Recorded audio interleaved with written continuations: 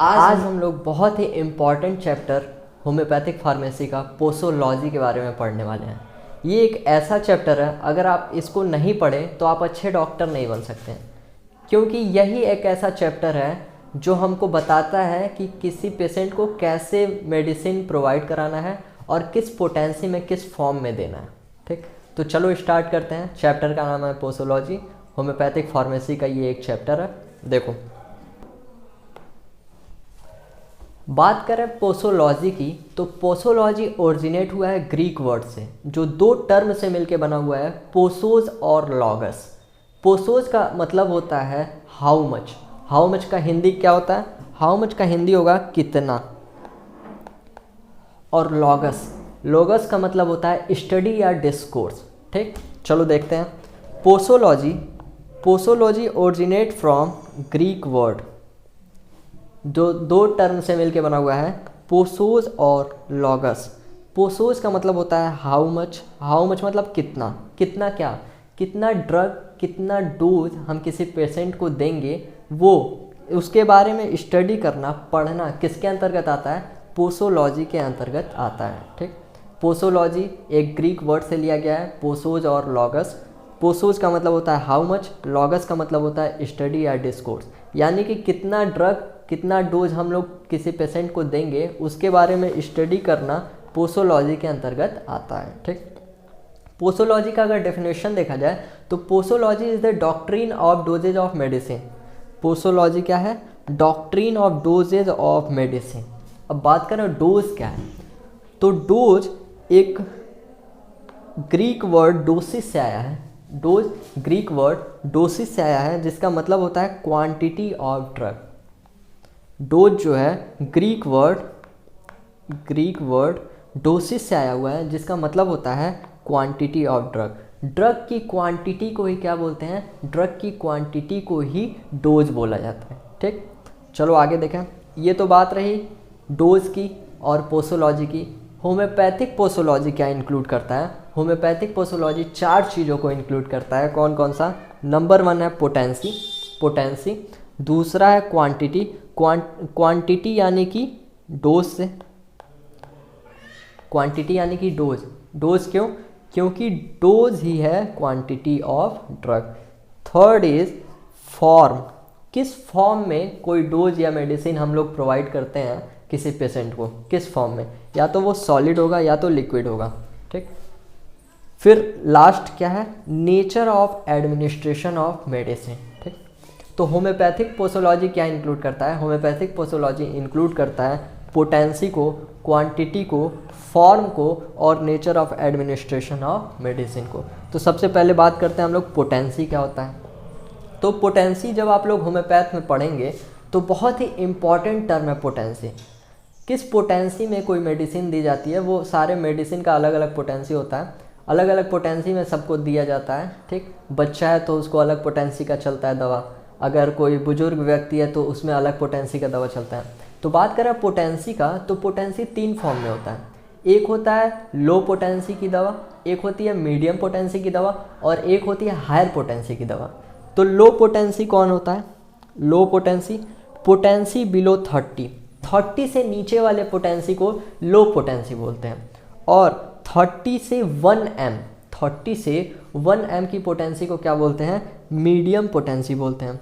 और 1 एम से above 1 mm क्या बोलते हैं? हाई पोटेंसी बोला जाता है। ठीक, तो पोटेंसी 3 टाइप की हो गई, लो पोटेंसी, मीडियम पोटेंसी और हायर पोटेंसी। लो पोटेंसी में क्या होता है? बिलो 30 से नीचे की पोटेंसी लो पोटेंसी होती है। 30 से 1 m की पोटेंसी क्या होती है? मीडियम पोटेंसी होती है। और 1 m से ऊपर की पोटेंसी क्या होती है? हायर पोटेंसी होती है। ठीक, बात कर रहे हैं पोटेंसी की, तो पोटेंसी आप सेलेक्ट नहीं कर सकते हैं जब तक कि आपको ससेप्टिबिलिटी ना पता हो। ससेप्टिबिलिटी क्या है? ससेप्टिबिलिटी एक ऐसा टर्म है जो बहुत ही इंपॉर्टेंट है पोटेंसी का सिलेक्शन करने के लिए। Susceptibility is the only guide for the selection of the best potency. ठीक, क्या लिखा है? Susceptibility is the only guide for the selection of best potency. आपको पोटेंसी तभी आप चूज कर पाएंगे जब आपको ससेप्टिबिलिटी पता होगी। सबकी अलग अलग ससेप्टिबिलिटी होती है। आइए देखते हैं। More the susceptibility higher the potency, less the susceptibility lesser the potency. देखो मोर द ससेप्टिबिलिटी, जिसकी ससेप्टिबिलिटी ज़्यादा उसकी पोटेंसी भी ज़्यादा, जिसकी ससेप्टिबिलिटी कम उसकी पोटेंसी भी कम रखते हैं। ठीक, तो अब बात करें कि पोटेंसी तो जान गया कि हाँ 3 तरह की पोटेंसी होती है, लो होती है, मीडियम होती है और हायर पोटेंसी होती है। पोटेंसी देना है तो हम लोग को ससेप्टिबिलिटी के बारे में जानना पड़ेगा, ये भी जान गया। ससेप्टिबिलिटी, अगर ज़्यादा ससेप्टिबिलिटी है तो हायर पोटेंसी देते हैं, लेस ससेप्टिबिलिटी है तो लोअर पोटेंसी देते हैं। लेकिन बात यहाँ पे ये आई कि आप जानेंगे कैसे कि किसी का ससेप्टिबिलिटी हाई है या ससेप्टिबिलिटी लो है, किस हिसाब से आप पोटेंसी को चॉइस करेंगे, सेलेक्ट करेंगे। ठीक, देखो तो उसके लिए ससेप्टिबिलिटी डिपेंड होता है कई फैक्टर पे। ससेप्टिबिलिटी अगर हम लोग को जानना है तो वो डिपेंड होता है कई फैक्टर पे। पहला बात कर रहे हैं susceptibility depend on age, second is sex, third is habit and environment, fourth is constitution and temperament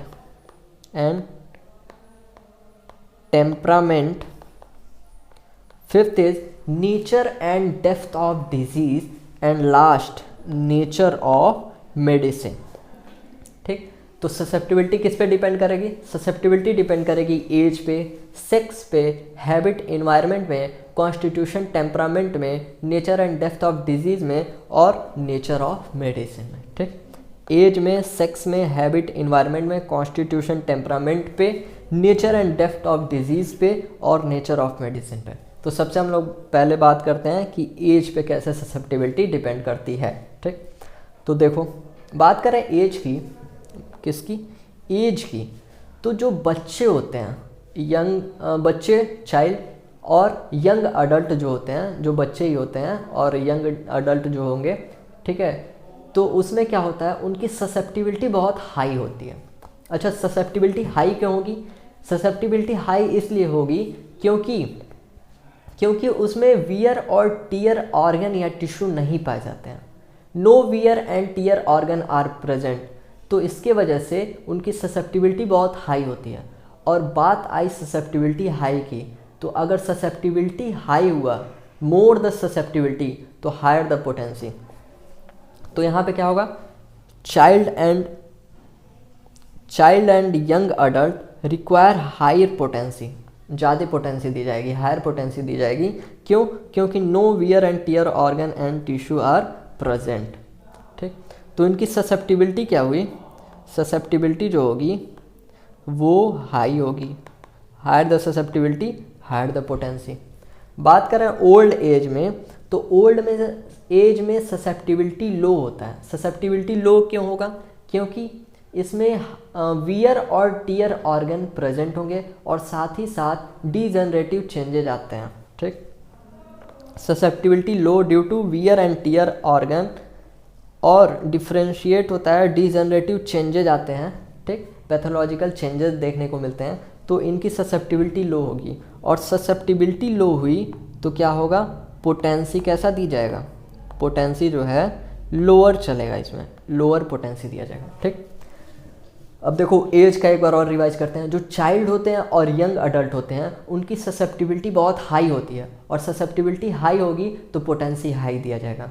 जो बूढ़े बुजुर्ग व्यक्ति होते हैं, ओल्ड एज वाले होते हैं, उनकी ससेप्टिबिलिटी लो होती है क्योंकि वियर और टीयर ऑर्गन नहीं पाए जाते हैं और साथ ही साथ डीजनरेटिव चेंजेस पाए जाते हैं। वियर और टीयर ऑर्गन पाए जाते हैं और साथ ही साथ क्या होता है? डीजनरेटिव चेंजेस होता है। तो इनकी ससेप्टिबिलिटी लो हो गई, इसलिए पोटेंसी भी क्या दी जाएगी? लो दी जाएगी। ठीक, बात की एज का। अब बात करते हैं सेक्स का। Second is sex. तो सेक्स की बात करें तो सेक्स दो तरह के, मेल होगा और फीमेल होगा। ठीक, मेल होगा नहीं तो फीमेल होगा। बात करें मेल की, तो मेल जो होंगे ना इरिटेबल होते हैं, सेंसिटिव नेचर के होंगे, बहुत ज़्यादा इरिटेबल सेंसिटिव नेचर के होंगे। ठीक, इन्वायरमेंट से बहुत ज़्यादा एक्सपोज होंगे, एंजाइटी होगा उनके अंदर, तो उनके वजह से उनकी ससेप्टिबिलिटी क्या हो जाती है? हाई हो जाती है। मेल की ससेप्टिबिलिटी हाई रहती है जिसके वजह से हायर पोटेंसी दिया जाता है। ठीक, बात करें फीमेल की, तो फीमेल जो गांव में रहती हैं, female in village of our country are usually less expose to mental stress and strain. वो बहुत ही कम मेंटली कम स्ट्रेन रखती हैं, स्ट्रेस रखती हैं, जिसकी वजह से वरी और एंजाइटी उनका कम होता है। ठीक, their nervous system are generally quiet in nature having a moderate degree of susceptibility, they require, उनका जो होता है मॉडरेट डिग्री ऑफ ससेप्टिबिलिटी होता है। तो फीमेल में जो स्पेशली विलेज में रहती हैं, ठीक है, उसमें कौन सा पोटेंसी दिया जाता है, उसमें मीडियम पोटेंसी दिया जाता है। ठीक, एज सेक्स की बात हो गई। हैबिट एंड इन्वायरमेंट की बात करते हैं अब हम लोग। हैबिट और इन्वायरमेंट की बात करें तो हायर पोटेंसी किस में दिया जाएगा, हायर पोटेंसी उसमें दिया जाएगा जिसमें ऐसा पर्सन जो हाई मेंटल वर्क रखता हो, ठीक, जो बहुत ज़्यादा मेंटल वर्क कर रहा हो और फिजिकली कम वर्क कर रहा हो, जैसे कि डॉक्टर हो गया, लॉयर हो गया, इंजीनियर हो गया, ये मेंटली काफ़ी ज़्यादा वर्क करते हैं, फिजिकली कम करते हैं लेकिन मेंटली काफ़ी ज़्यादा करते हैं। तो उसमें क्या होती है, हायर पोटेंसी दी जाती है, हायर पोटेंसी दी जाती है। ठीक, जो मेंटली ज़्यादा वर्क करते हैं उसमें हायर पोटेंसी दिया जाएगा। और लॉन्ग स्लिप, जो ज़्यादा देर तक अपना नींद पूरा करते हो, उसमें क्या दिया जाएगा, उसमें हायर पोटेंसी दिया जाएगा। और ऐसे पर्सन जो एक्साइटमेंट रखते हैं इमेजिनेशन और इमोशन को लेकर के, उसमें हायर पोटेंसी दिया जाता है। ठीक, excitement of the imagination and emotion, उसमें क्या दिया जाता है, हायर पोटेंसी की मेडिसिन दी जाती है। बात करें लोअर पोटेंसी किस में दी जाएगी, तो lower potency best adopted to person, ऐसा पर्सन जो मेंटली कम वर्क कर रहा है लेकिन फिजिकली बहुत ज़्यादा वर्क कर रहा है, जैसे कि लेबर, मजदूर हो गए, मेंटली कम वर्क करते हैं लेकिन फिजिकली दिन रात मेहनत करते रहते हैं। ठीक, तो उसमें लोअर पोटेंसी दी जाती है। ठीक है, ऐसे पर्सन जो लिटिल स्लीप रखते हैं, कम सोते हैं, तो उसमें क्या दिया जाता है, लोअर पोटेंसी दिया जाता है। साथ ही साथ ऐसे पर्सन जो डिस्टिलर, ब्रीवियर, लिक्वर, टोबैको, मतलब जो धूम्रपान करते हों, जो पीने खाने वाले हों, ठीक है, उनमें क्या दिया जाता है, लोअर पोटेंसी चलता है। ठीक, ड्रगिस्ट हो गए, परफ्यूमर हो गए, इसमें भी क्या होता है, लोअर पोटेंसी दिया जाता है। और जो बुद्धू टाइप के होते हैं, इडियट होते हैं, डम्ब होते हैं, ठीक, उसमें क्या दिया जाता है, लोअर पोटेंसी दिया जाता है। ठीक, अब आगे देखते हैं हम लोग। अभी तक बात आई हैबिट इन्वायरमेंट की। अब देखो nature and depth of disease की बात करते हैं। Nature and depth of disease के हिसाब से भी दिया जाता है कोई भी मेडिसिन, उसका पोटेंसी कब सेलेक्ट करते हैं, डिजीज़ के हिसाब से भी। ठीक, कि उस डिजीज़ का नेचर क्या है और वो कब से है, ठीक, उसके हिसाब से भी दिया जाता है। जैसे डिजीज़ या तो एक्यूट डिजीज़ होगा या तो क्रॉनिक डिजीज़ होगा। बात करें एक्यूट डिजीज़ की, तो एक्यूट डिजीज़ में हायर पोटेंसी भी दिया जाता है और लोअर पोटेंसी भी दिया जाता है। लोअर पोटेंसी कब दिया जाएगा, लोअर पोटेंसी तब दिया जाएगा जब उसमें फ्लूइड लॉस हो, फ्लूइड लॉस हो। फ्लूइड लॉस का मतलब जैसे वोमिटिंग, उल्टी किया, वोमिट किया, ठीक, वोमिटिंग हुआ तो उसमें फ्लूइड का लॉस हुआ। डायरिया हो रहा है, कोई पेशेंट है उसको डायरिया हो रहा है तो फ्लूइड लॉस कर रहा है ना, तो उस कंडीशन में, और वो भी कैसा होना चाहिए, एक्यूट होना चाहिए। कैसा होना चाहिए, एक्यूट होना चाहिए। तो उस कंडीशन में जब फ्लूइड लॉस करे पेशेंट, तो उस कंडीशन में लोअर पोटेंसी दी जाए। और जब फ्लूइड लॉस ना हो तब क्या देना चाहिए, हायर पोटेंसी देना चाहिए। ठीक, क्रॉनिक डिजीज़ की बात करें तो क्रॉनिक में भी हायर पोटेंसी दिया जाता है और लोअर पोटेंसी दोनों चल सकता है। लेकिन लोअर पोटेंसी कब चलेगा, लोअर पोटेंसी चलेगा जब मॉडरेटिव चेंजेस नज़र आए, degenerative changes, morphological, organic changes नज़र आएंगे, तब लोअर पोटेंसी दिया जाएगा। और हायर पोटेंसी अगर चेंजेस नहीं है, कोई मॉर्फोलॉजिकल डिजनरेटिव चेंजेस नहीं नज़र आ रहे हैं, ठीक, ऑर्गेनिक चेंजेस नहीं नज़र आ रहे हैं, तब क्या दिया जाएगा, तब हायर पोटेंसी दिया जाएगा। ठीक, देखो मेंटल डिजीज है तो हायर पोटेंसी, क्योंकि मेंटल डिजीज अगर है तो ससेप्टिबिलिटी जो होगी, ससेप्टिबिलिटी